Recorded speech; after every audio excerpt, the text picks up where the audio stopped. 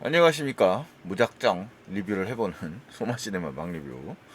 개봉한 지 꽤 됐어요. 이 영화 사랑할 땐 누구나 최악이 된다, 뭐 이런 제목이죠. 개봉을 8월 25일에 했는데 저는 9월 11일에나 영화를 봤습니다. 이유는 간단합니다. 이 영화를 상영하는 곳이 별로 많지 않아요. 저 경기도런데 경기도 사람인데 주변에 상영하는 데 진짜 없더라고요. 영화는 굳이 이제 제가 이제 시간이 돼서 동선이 맞아가지고 서울에서 이 영화를 봤는데요. 볼만한 영화라고 생각이 됩니다. 사실 영화가 뭐 이 그 스펙터클 중심으로 보시는 분들한테는 이런 영화가 맞지 않죠. 그러니까 오히려 그런 영화들은 플롯이 심플하지만 이렇게 사람의 감정선을 따라가서 우리 일상에서 느끼는 감정을 깊게 파고드는 그런 면이 또 이런 영화의 매력이라고 생각이 되고요. 사실 이 영화는 공개가 너무 늦었다 싶을 정도로 평가가 굉장히 좋았던 영화입니다. 물론 이 영화는 노르웨이 영화예요. 그래서 여기 보시면 96%, 86% 로튼 토마토거든요. 미국의 로튼 토마토 지수 상당히 높은 평가를 받고 있었던 영화였죠. 작년 최고의 영화 중에 한 편이라고 할 수 있습니다. IMDb 평점 뭐 이게 지금 한국어로 좀 패치가 됐습니다만 역시 7.8 정도 됐고요. 아카데미 2개 부문 후보였습니다. 동시에 칸네 영화제 여우주연상 수상작이기도 하죠. 아카데미에는 오리지널 각본상과 국제영화상 부분에 후보에 올랐고요. 노르웨이에서는 뭐 당연히 수상을 많이 했을 거고, 그다음에 칸네 영화제에서 주인공인 이 배우가 타이틀롤이죠. 이 배우가 여우주연상을 수상했습니다. 자, 이 배우는 누구일까요?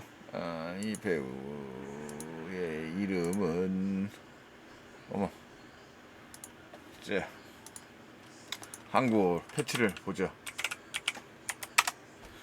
자, 낯선 인물들이죠. Worst person in the world지만 사실은 이제 노르웨이어로 되어 있고요. 레나테 레인스베입니다. 이 여배우의 이름은요. 감독은 요아킴 트리에, 이런 이 양반이고요.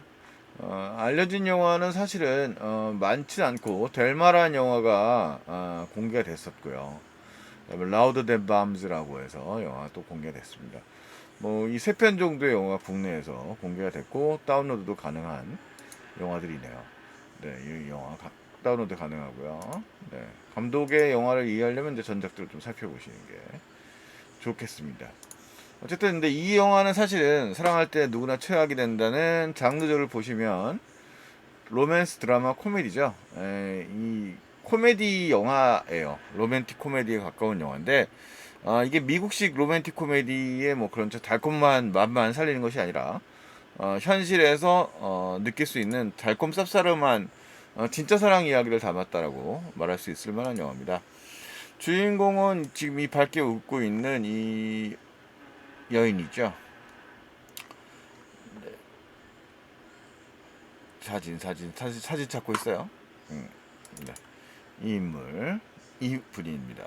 이 타이틀롤에 사진은 이게 사실 상상 속의 장면인데요. 영화의 첫 장면은 이렇게 시작이 됩니다. 첫 장면, 네, 첫 장면은 이 장면에서 시작이 되거든요. 자, 이 장면. 자, 이 장면 영화의 그 챕터의 한 중반 정도는 아니고 한 초반에서 한 3분의 1 지점 정도 되는 부분에 등장하는 장면이 영화 첫 장면에 등장을 해요. 이 주인공은 율리에라는 노르웨이 사람이라 이름이라 잘 안 외워지는데 율리에라는 여성인데 이 율리에는 재밌는 사람입니다. 일단은 이제 이 사람은 30살 정도의 영화적 시간적으로 30살 정도의 나이가 된 그러니까 이야기가 30세 전후로 펼쳐진 이야기죠. 생일 파티 장면이 나와요. 이분이 이제 율리에의 어머니로 등장하는 배우고요. 30세 생일 파티의 장면이죠. 등장하는 인물로 등장을 합니다.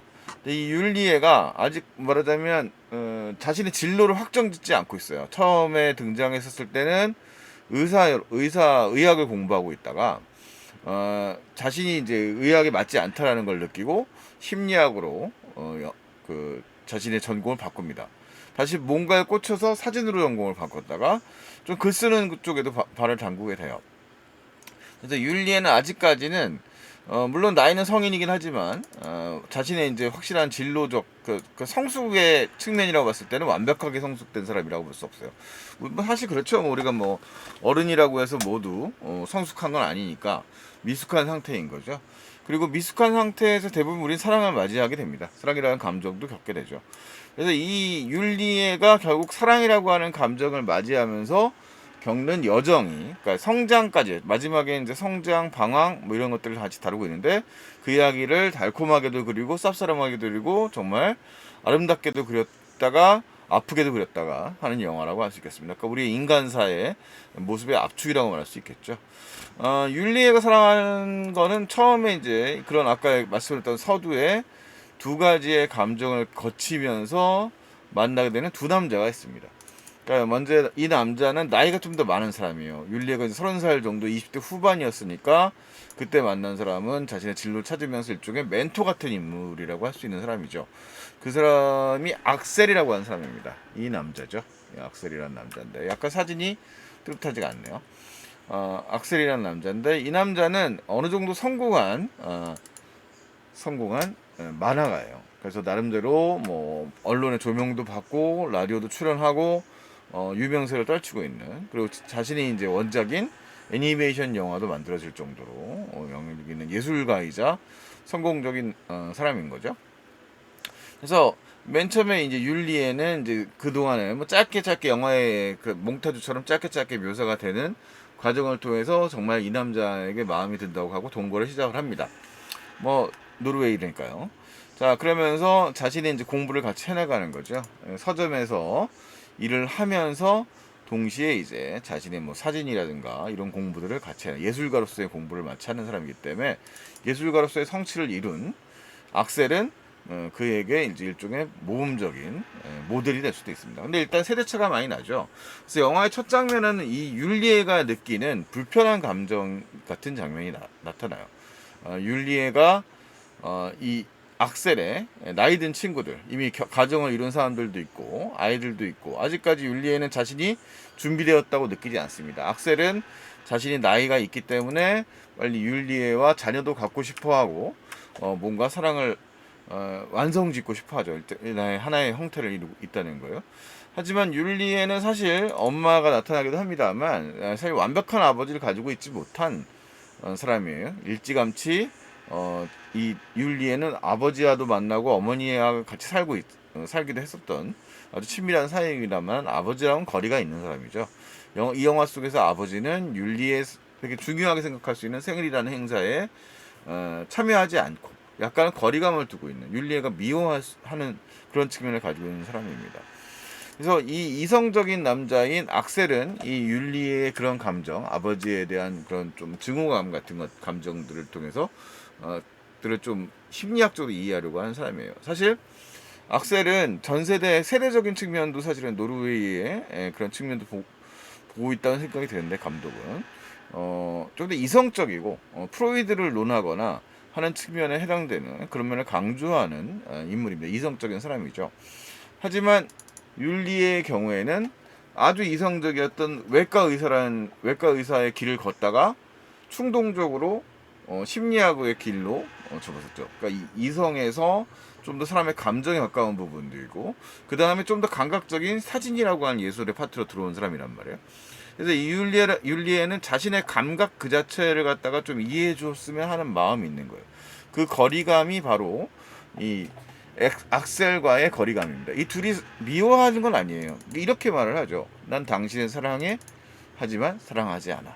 이게 이제 어떤 지점에서 이제 느껴지는데, 그것은 이제 이율리에가 만나는 다른 남자와의 우연한 만남에서 또 시작됩니다. 이 남자가 바로 율리에가 만나는 두 번째 남자입니다. 이 사람의 이름은 이름이 어려운데요. 적어놨어요. 악셀이었고 에이빈드라는 사람입니다. 이름이 어렵죠? 에이빈드라고 하는 청년이고, 이 사람의 경우에는 어떤 야망이 없는 사람이에요. 그래서 야망이 없고 하지만 되게 다정하고 여성에게 맞춰주려고 하는, 그러니까 율리에게도 맞추고 그 전 여자친구에도 맞추려고 애쓰는 사람이죠. 그래서 이 율리에는 자신이니까 왜 악셀과의 결별을 생각하게 되냐면 이 장면이 꽤 중요한 지점인데 어떤 결심의 장면이거든요. 그러니까 악셀이 중요한 사람이라는 걸 깨닫고 내가 조연이라는 걸 깨달았기 때문에 아직까지는 그 사실을 받아들일 정도로 성숙하지 않은 인물이죠. 율리에는. 그렇기 때문에 자신이 주인공이고 자신을 서포트해줄 남자를 원하게 됩니다. 이 에이빈드를 만나는 장면도 되게 독특해요.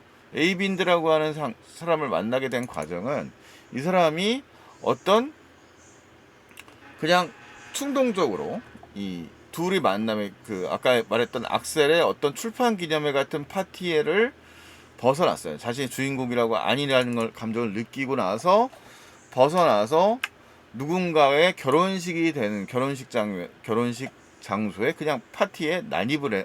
그냥 들어가서 모른 척하고 들어가서 이 에이빈들을 만나게 되는 거죠. 그래서 그 둘이 또 이 결합을 이 장면인데요. 이 장면에서 그런 이야기를 주고받으며 교감을 하게 됩니다. 둘은 그러면서 아직까지는 여자친구가 있는 상태고 남자친구가 있는 상태이기 때문에 아직까지 불륜의 감정이라고 할 수 있는 정도까지는 접근하지 않는 선에서 마음을 열게 되는 거죠. 마침 그 타이밍에 아주 그 타이밍에서 이 둘이 결국은 교제를 시작하게 됩니다. 영화는 이제 그런 식의 전개를 보여주는 거예요. 그러니까 이 영화 되게 재밌는 게 일종의 책처럼 영화가 구성되어 있어요. 영화가 프롤로그가 있고 에필로그가 있고 12개의 장으로 구성되어 있는 영화입니다. 그래서 그 감정이 사실은 동질의 분량으로 쪼개져 있는 건 아니에요. 어떤 부분, 제일 감정이 요동치는 이 두 남자 사이에서는 율리에의 그런 결정적인 순간들이 주로 앞쪽에서 묘사가 되고 그 감정의 혼돈이 시작되는 이제 마지막 대충 돌아가는 후반부는 좀 짧게 잘려져 있는 편입니다. 특정의 이제 모종의 과정이 있는데 이 뭐 영화의 플롯 자체가 중요한 부분들은 아니라 생각이 되니까 이 영화에서 엑셀은 또 나중에 후반부에서 율리의 마음을 흔들게 할 어떤 일들이 이 악셀에게 또 일어나게 됩니다. 그 과정을 거치면서 이제 율리에는 이 여러 가지의 감정에 혼란을 느끼게 되는 거죠. 그래서 다만 이 영화가 아트하우스 계열의 영화로만 치부하기에는 굉장히 유쾌한 면이 많이 가지고 있는 영화입니다. 영화는 두 가지 정도의 판타지한 장면들이 나타나는데 하나는 정지된 장면이 나타납니다. 이 장면의 시퀀스가 되게 인상적인 시퀀스인데 부엌에 버튼을 탁 키고 나서 그 다음에 모든 것이 세상에 멈춰둔 다음에 이 길거리, 오슬로의 길거리, 노르웨이 수도죠. 오슬로의 길거리를 가로질러서 바로 에이빈드에게 찾아가는 거죠. 마음이 완전히 떠나는 감정을 이런 식으로 판타스틱한 장면으로 묘사를 해냅니다. 또 하나의 판타지한 장면은 이제 이 자신의 서포터나 에이빈드가 가지고 있는 일종의 환각 물질의 버섯을 갖다가 느끼고 나서 일종의 환각에 빠지는 장면을 묘사하는 장면들이 등장을 하는데 그 장면도 굉장히 판타지하게 묘사가 되고 있어요. 그래서 어쨌든 이런 혼돈의 과정 자체가 바로 율리에가 성장해 가는 과정이라고 말할 수 있을 것 같습니다. 그러면서 이 율리에라고 하는 사람은 자신이 느끼는 세상에 이제 자신을 둘러싸고 있는 세상의 모든 것들, 삶과 죽음, 가족, 그리고 아버지, 어머니 이런 감정들, 그리고 그 두 남자에게서 느낄 수 있는 미안함과 그런 것, 슬픔 이런 거죠. 그런 그 미안함도 있고 뭐 그런 결정에 대한 것들을 해야 되는 겁니다. 그래서 이 영화의 제목이 사랑할 때 누구나 최악이 된다. The worst person in the world잖아요. 그러니까 가장 최악의 상황 판단을 하는 거죠. 사실 이 주인공은 되게 좋은 남자들을 떠나게 되는 거예요. 자신을 정말 사랑하는 두 남자에 대한 이야기인데 그 두 남자를 모두 떠날 수밖에 없는 최악의 선택을 하게 되는 거죠. 근데 그 선택을 우리가 단순하게 최악이라고 나쁘게다고 말할 수는 없을 것 같습니다. 바보 같은 짓거리도 하고 정말 엉뚱한 짓도 하는 거죠. 그런 과정 속에 쌉싸름한 사랑의 풍경들을 묘사하고 있는 것이 이 영화라는 생각이 들어요. 그래서 그 혼돈의 감정들을 따로 뭐 특별하게 상업화해서 누군가 보여준다기보다는 그 감정 자체에 그런 쓰고 단 감정들을 모두 담아내는 것이 이 영화의 매력이고 그 매력의 모습을 어떻게 보면 이제 유럽에서 만들어진 노르웨이라고 하는 어떻게 보면 좀 안정된 사회이기 때문에 조금 더 이런 것들을 좀 사회학적 요소들을 제외하고 심리적이고 그런 솔직한 감정들을 더 담아내는데 적격이지 않을까라는 생각도 들고요. 뭐 그렇습니다. 그래서 이 영화는 어떻게 보면 아름답고 어떻게 보면은 조금 쌉싸름하고 또 동시에 또 오슬로라고 하는 도시에 또 매력이 같이 동시에 또 살아있기도 하고 뭐 그런 영화인 것 같아요. 그래서 아주 기분 좋은 그런 영화적 경험이 될 수 있는 뭐 그런 영화라 생각이 됩니다. 물론 이 영화를 선택할 수 있는 분들이 많지는 않다는 생각은 들고요. 당연히 유럽 영화고 노르웨이 영화고 낯설죠.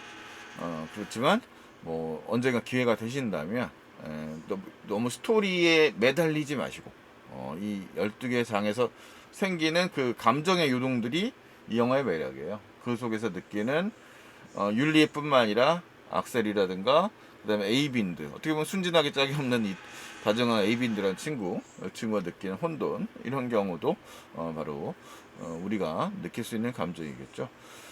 그래서 이 사랑할 땐 누구나 최악이 된다. 이 영화는 좀 벌써 어느 정도 여성 관객들을 중심으로 해서 아트하우스 계열의 영화에서는 그래도 꽤 많은 흥행 성적을 거두고 있는 영화인데 그럴 만한 이유가 있습니다. 그래서 한편으로 또 사랑스러운 영화이기도 하기 때문에 그런 좀 현대 사랑을 둘러싼 이야기로서 매력적인 작품이 아닌가 싶습니다. 네, 뭐 이 정도만 얘기할게요. 한번 찾아보시기 바랍니다. 인생이란 난제를 사랑이라는 거울을 통해서 달콤 쌉쌀하게 풀어낸 현대 현대 영화의 수작 중에 한 편이라고 생각이 됩니다. 네, 이상 소마시네마였습니다.